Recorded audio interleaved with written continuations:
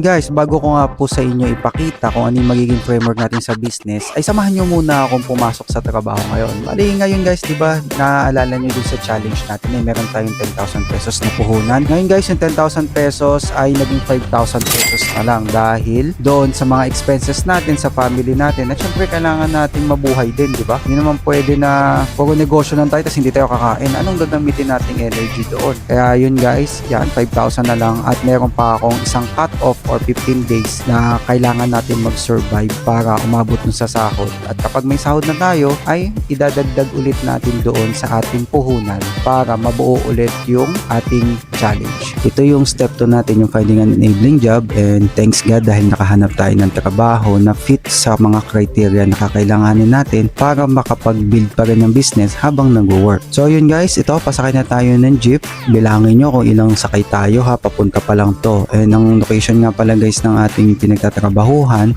ay sa Quezon City pa, kaya yun. So ito guys, nasa MRT station na tayo. Hindi ko na nakunan doon sa may Baclaran Coastal dahil sabi ko nga napakabilis nga talaga ng biyahe doon. And ito, nagtatap na tayo dito ng ating beep card na binili natin sa e-commerce platform. Tapos ito guys, naglalakad tayo na ito, madaming tao pa din nito. And ito guys, hindi ko to napansin dahil nakabakam ako si ate pala, medyo na-awkward sa likod ko. Sorry ate kung mapanood mo man to. Then yun, sumakay tayo, nasa Quezon Avenue na tayo. Siguro mga 30 minutes to 40 minutes ng biyahe. Ganun lang kabilis from Pasay Top to Quezon Avenue. Then yun guys, sumakay tayo ng tricycle, papasok po tayo dito na sa office natin. And yung office natin guys ay accessible naman siya, pwedeng nakarin, pwedeng hindi, pero in my case kasi mas gusto ko siyang tina-tricycle na lang para maaga tayo makapasok at hindi naman sayang yung gising natin.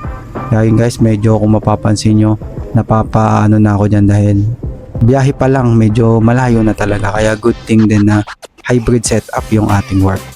Kaya ito guys, ayan, pakakita tayo ng hagdan.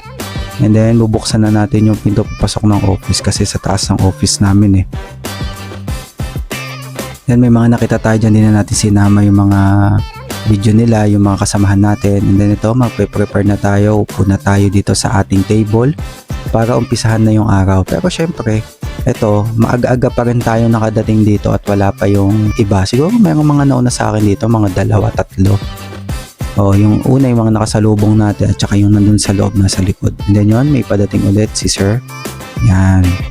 Tapos yan, nagpe-prepare na tayo. Tinanggal ko na yung cup ko. Wala na rin yung face mask. At yan guys, yung aking almusal. At lagi kong inaalmusal.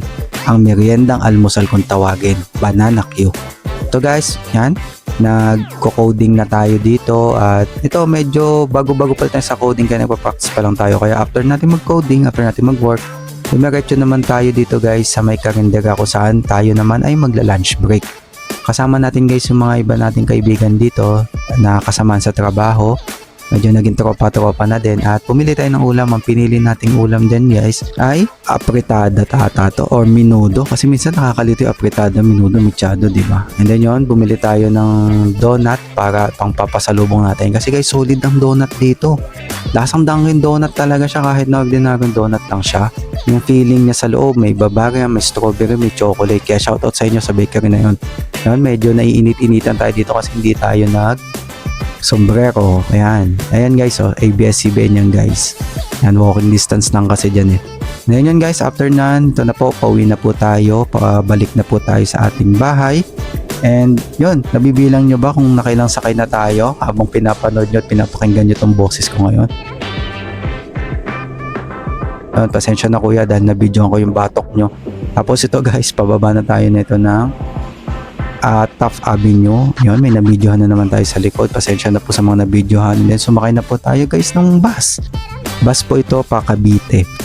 Kaya ito, napakaganda ng pwesto natin dahil natsambahan natin na hindi pa puno.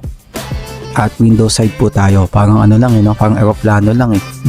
Tapos ito guys, nasa Aguinaldo Highway na tayo. Nandito na tayo sa ating Imus. And then yun, sumakay na